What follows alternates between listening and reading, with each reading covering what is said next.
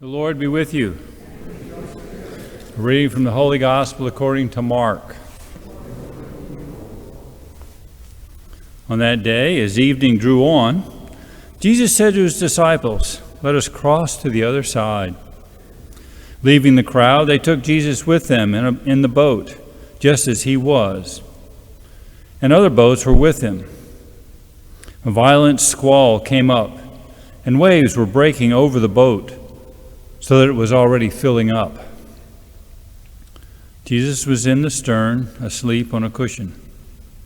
They woke him and said to him, "Teacher, do you not care that we are perishing?" He woke up, rebuked the wind, and said to the sea, "Quiet, be still." The wind ceased, and there was great calm. Then he asked them, "Why were you terrified? Do you not yet have faith?" They were filled with great awe and said to one another, "Who then is this, whom even wind and sea obey?"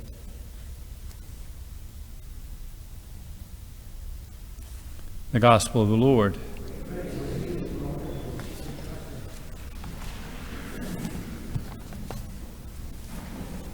Today's readings, both of them, give us a chance to reflect on the great faith that we have. We have the example of Abraham and we have the example of the apostles. In our reading from Hebrews chapter 11 is all about faith. And the piece that we read today, that Mike LaRue did so well reading today, it's about Abraham as an example of faith, and it talks about what great faith he had. So he's really the leader of a tribe. And when he's 75 years old in the land of Ur, God tells him to move up to the promised land, the land of Canaan. So he's moving from the northern end of the Persian Gulf to what we think of as Israel, a 1,000-mile trip.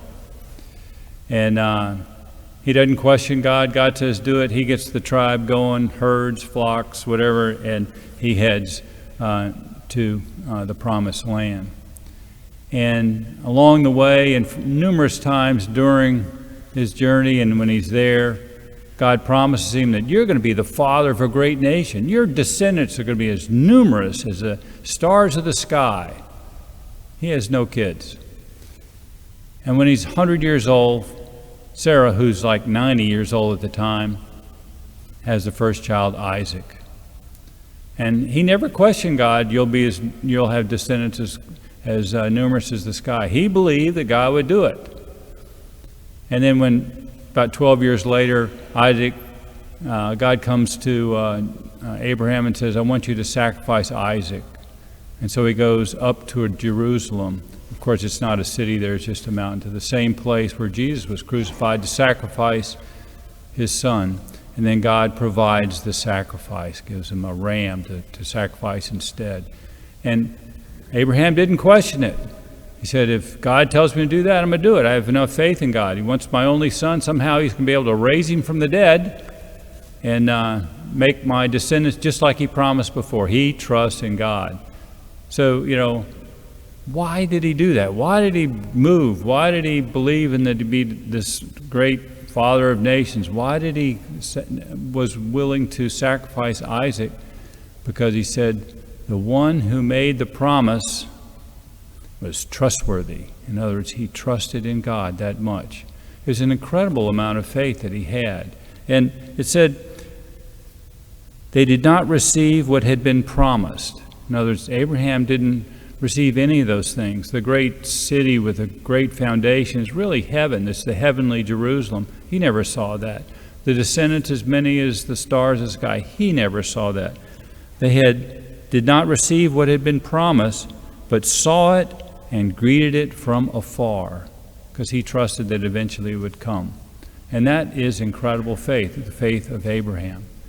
And then in our gospel, we see that even when times are dangerous, even when we are terrified of what's going on, we should not be afraid. We should have faith in Jesus.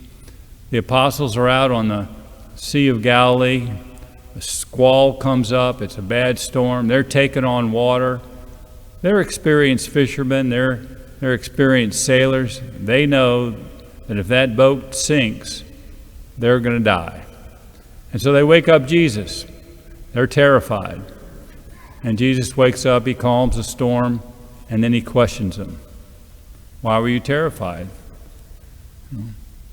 Where's your faith? And you think about that, it says, well, we were going to die, Jesus.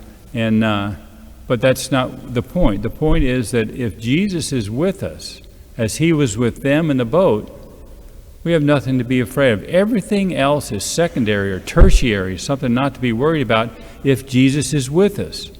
And Jesus is always with us. That's the big point there. And how many times in the New Testament does Jesus say, peace be with you, be not afraid? Probably a couple of dozen times. You know, if Jesus is with us, we have nothing to be afraid of. And so today we should try to imitate this incredible faith that Abraham had for God.